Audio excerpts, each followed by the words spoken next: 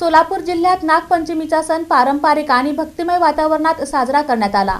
महिलांनी वारुळाची पूजा करून आपल्या भावाच्या दीर्घायुष्यासाठी नागदेवतेकडे प्रार्थना केली।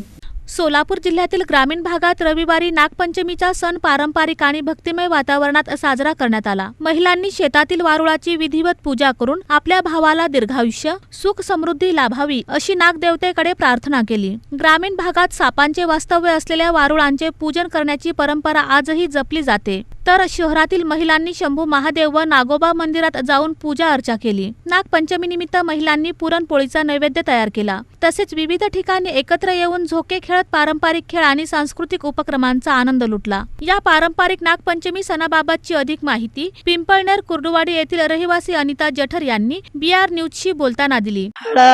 हळद, कुंकू, तांदूळ, लाह्या, शेंगा, उदबत्ती, तुपाचं वाती, दूध, तूप, साखर, लाह्या आणि हे कापसाची फुलाची वाती, बेल, फूल, हराळी, आघाडी, नैवेद्य दाखवायचं, पाया पडायचं, पूजा करायला वर्षात नाही तर नागोबाची पूजा करायचं असते। आज काय आहे नेमकं?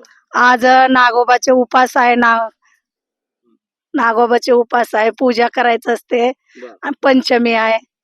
महत्व म्हणजे आता झोका खेळायचा असते आणि पंचमीचा उपास, भावाचा उपास करायचा असते। म्हणे मनोभावने पूजा करून भावाला सांगायचं असते, वर्षात एकदा असते।